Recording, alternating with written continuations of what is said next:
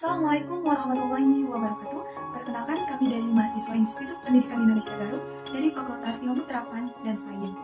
Di sini kami dari Prodi Pendidikan Matematika di semester 3. Dengan dibuatkannya video ini untuk memenuhi salah satu tugas yang diampu oleh Bapak Dr. Andes Haji Rustina Sundayana MPD selaku dosen pengampu mata kuliah Media Pembelajaran Matematika.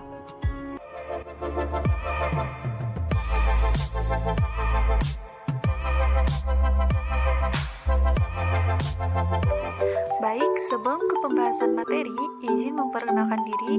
Kami dari kelompok 10 yang beranggotakan saya Mutiara Hoirunisa dengan NIM 21516022 dan Nadia Hikmatul Aulia dengan NIM 21516023 dan juga Raden Rifki Sari Pratama dengan NIM 2151003. Di sini kami akan membahas alat peraga berbasis teknologi, informasi, dan komunikasi. Nah, yang pertama ada proses belajar mengajar berbasis TIK atau teknologi informasi dan komunikasi dengan menggunakan e-learning. Yang kedua, menyelesaikan permasalahan matriks dengan menggunakan analisis tumpak. Dan yang ketiga, cara penggunaan geometri. Baik, sebelum ke pembahasan proses belajar mengajar menggunakan e-learning, di sini juga ada pengertian dari TIK atau teknologi informasi dan komunikasi. Nah, yang dimaksud dengan TIK atau teknologi informasi dan komunikasi adalah seperangkat teknologi yang memfasilitasi penggunaannya dengan berbagai kemudahan dalam mengakses informasi yang dibutuhkan serta segala kegiatan yang terkait dengan pemrosesan, manipulasi, pengolahan, dan transfer atau pemindahan informasi antar media. Baik, selanjutnya ke pembahasan proses belajar mengajar berbasis teknologi informasi dan komunikasi dengan menggunakan e-learning. Nah, yang pertama ada pengertian e-learning, yang kedua manfaat e-learning, dan yang ketiga ada kelemahan e-learning, dan yang keempat faktor-faktor dalam mempertimbangkan e-learning. Nah, pada istilah e-learning ini mengandung pengertian yang sangat luas, sehingga banyak pakar yang menguraikan tentang definisi e-learning. Nah, dari berbagai sudut pandang. Nah, di sini saya mengambil satu definisi menurut Dr. Ono Widodo Purbo dan Antonio Sadityo Hartanto pada tahun 2002. E-learning adalah usaha untuk membuat sebuah proses transformasi proses belajar mengajar yang ada di sekolah ke dalam bentuk digital yang dijembatani oleh teknologi internet. Selanjutnya ada manfaat e-learning. Nah, yang pertama, waktu belajar fleksibel dan dapat diatur sendiri. Nah, jadi yang dimaksud dengan waktu belajar fleksibel, menempuh proses pendidikannya kapan saja yang mereka mau. Nah, hal ini juga bisa memungkinkan peserta didik untuk mengulang materi pembelajaran saat mereka belum memahami materi tersebut dengan baik. Yang kedua, meningkatkan interaktivitas antara pendidik dan peserta didik pada proses meningkatkan interaktivitas siswa untuk lebih berani karena tampil secara tidak langsung dan juga dapat menyampaikan pendapat atau pertanyaan apapun. Nah, yang ketiga, jangkauannya lebih luas. Nah, jadi alat ini memungkinkan untuk menjangkau lebih banyak atau lebih luas karena dalam ini ruang dan waktu tidak menjadi penghalang. Yang keempat, menambah jaringan. Nah, yang dimaksud dengan menambah jaringan, e-learning ini sangat luas sehingga memungkinkan mereka yang menggunakannya untuk dapat banyak menemui orang dari berbagai daerah. Sebab jalan ini berbasis internet dan melalui situs website yang dapat diakses secara mendunia. Selanjutnya yang kelima, penyempurnaan materi pembelajaran menjadi lebih mudah. Nah, jadi yang dimaksud dengan e-learning ini adalah sebagai sarana untuk memungkinkan pendidik dan peserta didik untuk dapat menyimpan atau menyempurnakan materi pembelajaran secara cepat dan mudah. Nah, jadi selanjutnya pembahasan yang kedua yaitu menyelesaikan permasalahan matriks dengan menggunakan analisis tumpak yang akan dijelaskan oleh Nadia Hikmatul Aulia. Cara menyelesaikan permasalahan matriks dengan menggunakan analisis tumpak. Nah, pada materi ini ada dua pembahasan yang akan kita sampaikan, yaitu yang pertama mengenai pengertian dan yang kedua yaitu cara menyelesaikan permasalahan matriks menggunakan Microsoft Excel.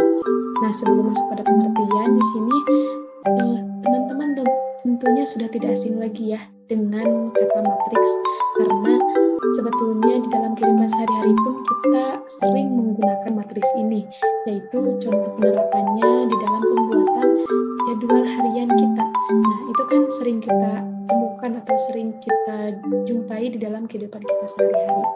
Nah, masuk pada pengertian, di sini menurut Y. Supranto, matriks itu adalah alat yang ampuh di dalam pemecahan persoalan kehidupan sehari-hari dan memudahkan di dalam pembuatan analisis yang mencakup hubungan antar variabel. Oke, masuk pada cara menyelesaikan permasalahan matriks menggunakan Microsoft Excel. Namun sebelumnya, kenapa sih kita menggunakan Microsoft Excel ini untuk menyelesaikan permasalahan matriks?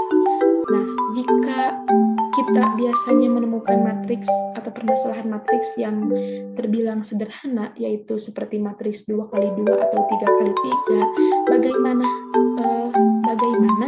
ketika kita menemukan matriks yang ordernya lebih dari 3x3, seperti 4x4, 5x5, dan seterusnya. Nah, hal itu tentunya akan menimbulkan beberapa kendala ketika kita menyelesaikannya. Seperti halnya membutuhkan waktu yang cukup lama, terus ketelitian kita juga sangat dipertaruhkan ya, karena pasti akan muncul banyak angka ketika kita menghitung matriks yang ordernya lebih dari 3. Oke, mungkin langsung saja ya pada cara pengaplikasiannya. Kita buka Excel di laptop atau di komputer kita masing-masing. Baik, setelah teman-teman membuka Microsoft Excel-nya masing-masing, di sini teman-teman bisa menyelesaikan permasalahan matriks. Namun seperti yang sudah disebutkan di judul tadi, bahwa kita akan menyelesaikan permasalahan matriks ini dengan menggunakan analisis toolpath. Nah, maka dari itu kita harus mengaktifkan terlebih dahulu analisis toolpath yang ada di dalam Microsoft Excel kita masing-masing. Caranya adalah di sini teman-teman bisa lihat ya, di pojok kiri atas ada tulisan file, teman-teman bisa ketuk. Kemudian akan muncul tampilan seperti ini. Nah, teman-teman pilih bagian option. Nah, akan muncul seperti ini ya. Nah, kemudian teman-teman klik add ins. Setelah itu akan muncul tampilan seperti ini. Dan di sini teman-teman bisa lihat ya, ada tulisan analisis toolpath VBA. Nah, karena Microsoft Excel saya ini analisis toolpath-nya sudah aktif, maka tampilannya seperti ini. Namun jika Excel teman-teman belum aktif analisis toolpath-nya, di sini teman-teman bisa klik saja analisis toolpath VBA ini, kemudian klik go. Nah, kemudian klik bagian OK di bawah ini. Oke, sekarang analisis toolpath Microsoft Excel teman-teman sudah aktif. Selanjutnya kita bisa menyelesaikan permasalahan matriks yang kita miliki ya. Masuk pada permasalahan perkalian dua buah matriks. Di sini saya punya matriks A dan matriks B, yang dimana matriks A ini berorder 2x3 dan matriks B ini berorder 3x2. Untuk hasil matriks A dikali matriks B ini akan hasilnya itu akan berorder 2x2. Jadi caranya di sini kita blok 4 kotak 2x2 ya. Nah, kemudian kita ketikkan sama dengan, lalu kita ketik MMULT. Nah, akan muncul seperti ini. Kemudian kita blok bagian matriks A. Setelah itu di sini teman-teman bisa lihat nih di bawah. Jika Microsoft Excel teman-teman menggunakan bahasa Indonesia, maka tanda penghubungnya itu akan menggunakan titik koma. Tapi jika Microsoft Excel-nya menggunakan bahasa Inggris, maka tanda penghubungnya akan menggunakan koma. Di sini Microsoft Excel saya menggunakan titik koma. Kita ketukkan titik koma, setelah itu kita blok bagian matriks B. Kemudian tutup kurung. Nah, untuk mengetahui hasilnya, kita klik Ctrl Shift Enter secara bersamaan. Ingat, Ctrl Shift Enter secara bersamaan. Ctrl Shift Enter. Nah, jadi hasil perkalian matriks A dikali matriks B adalah 1, 7, 13, dan 7. Nah, itu untuk perkalian dua buah matriks. Yang selanjutnya di sini determinan. Microsoft Excel yang sudah diaktifkan analisis toolpath-nya juga bisa menyelesaikan permasalahan determinan. Misalnya di sini saya punya matriks A 1, 2, 3, 4 dan seterusnya. Kemudian kita ingin mengetahui nih determinan dari matriks yang kita punya. Nah, di sini misal hasilnya saya simpan di bagian B17 ya. Sebenarnya sama seperti tadi caranya, hanya saja kodenya atau rumusnya yang berbeda. Jadi kita ketukan sama dengan, lalu M, deter, nah ini akan muncul seperti ini ya. Kemudian kita blok bagian matriksnya, lalu tutup kurung, kemudian sama Ctrl Shift Enter secara bersamaan. Maka hasilnya adalah 0. Jadi bisa kita ketahui bahwa determinan dari matriks A ini adalah 0. Oke, lanjut pada inverse matriks. Nah, di sini saya memiliki matriks A yang dimana matriks A ini terdiri dari 4, negatif 3, 3, dan negatif 3. Ini berordo 4 kali 4 ya. Nah, inverse ini hasilnya akan berordo 4 kali 4 juga. Jadi di sini kita blok kotaknya 4 kali 4 ya. 4 kali 4. Kemudian kita ketikkan sama dengan M inverse. Nah, ini akan muncul ini. Kemudian kita blok matriksnya. Setelah itu kurung tutup, Ctrl Shift Enter secara bersamaan. Nah, ini hasilnya. Jadi inverse dari matriks A adalah ini. Nah, mungkin itu untuk permasalahan matriks yang bisa diselesaikan menggunakan Microsoft Excel. Namun, selain permasalahan matriks, Microsoft Excel ini juga bisa menyelesaikan sistem persamaan linear. Nah, misal di sini saya punya sistem persamaan negatif 4, 1, 1, 0 sama dengan 14 gitu ya harusnya. 1, negatif 4, 0, 1 sama dengan 16. Nah, untuk mengetahui hasilnya, mengetahui hasil dari sistem persamaan linear ini, kita harus mencari inverse-nya terlebih dahulu. Nah, ini kan inverse dari ini nih, dari sistem persamaannya. Kita blokkan 4 kali 4 ya. Kemudian sama dengan M inverse, kita blok seperti tadi, kemudian kurung tutup, lalu Ctrl Shift Enter secara bersamaan. Nah, ini hasilnya ya, jadi inverse dari sistem persamaan linear yang ini adalah ini. Oke, sekarang kita ingin mengetahui hasil dari sistem persamaan linearnya. Bagaimana?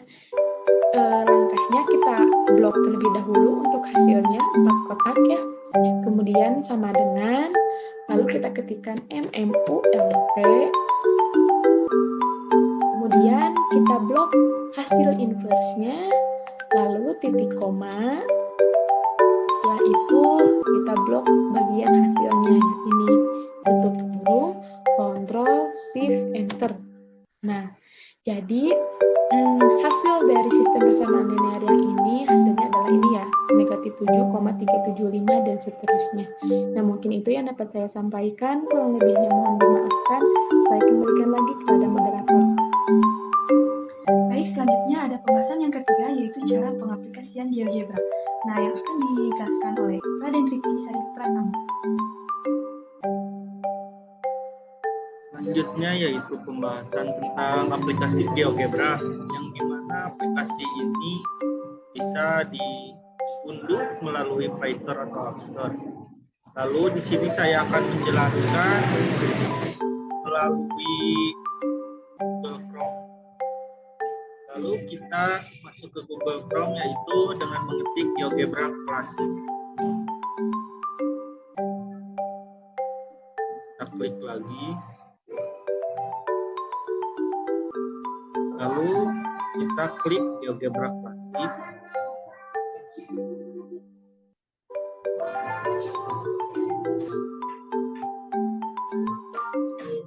Lalu di sini ada beberapa fitur, yaitu titik, cara membuat sebuah garis, cara membuat sebuah bangun datar, cara membuat sebuah lingkaran dari sebuah titik, cara membuat titik sudut. Yang pertama, kita membuat sebuah titik. Di sini ada beberapa opsi, yaitu poin. Poin itu adalah titik. Poin untuk membuat sebuah bangun datar. Lalu kita langsung saja ke poin, klik.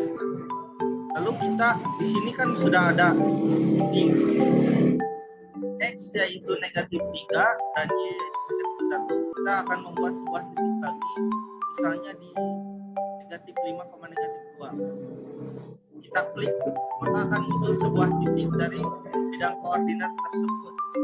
Nah, di sini di kiri adalah sebuah keterangan dari sebuah titik bahwa titik P itu adalah negatif 5 dan negatif 2. Lalu kita ke cara membuat garis dari sebuah titik. Kita klik opsi garis tersebut, lalu klik line atau garis. Misalnya kita akan membuat sebuah garis, misalnya kita klik di negatif 6,1, lalu kita akan membuat garis miring yaitu negatif 3,1.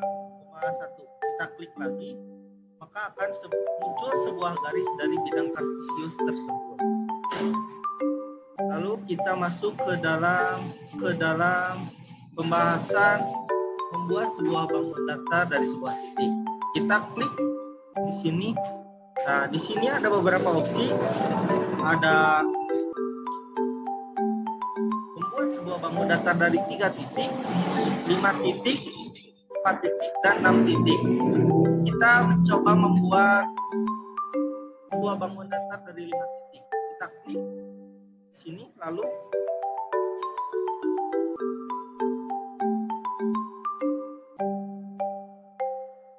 kita misalnya di sini klik di negatif 2,3, lalu klik ke negatif 2.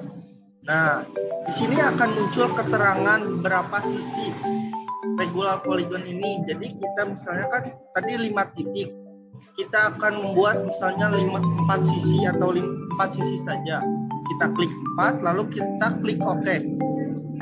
Maka kita akan muncul sebuah persegi dari bidang kartesius tersebut. Lalu kita masuk ke dalam sebuah penjelasan tentang membuat lingkaran dari sebuah titik. Kita klik lagi penjelasan di sini. Nah, di sini ada beberapa opsi.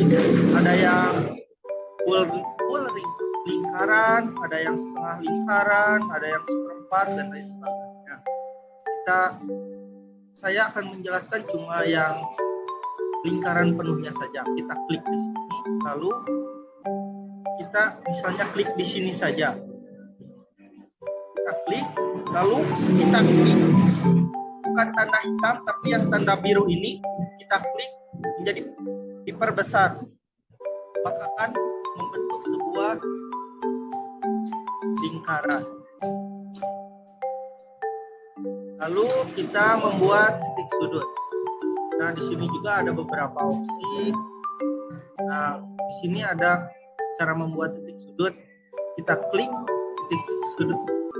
titik sudut tersebut yang garis 3.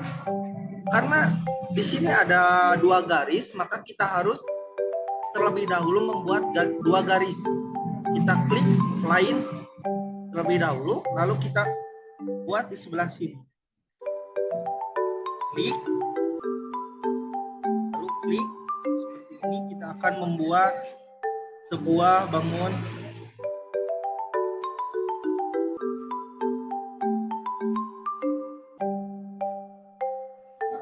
kita akan membuat sebuah segitiga siku-siku.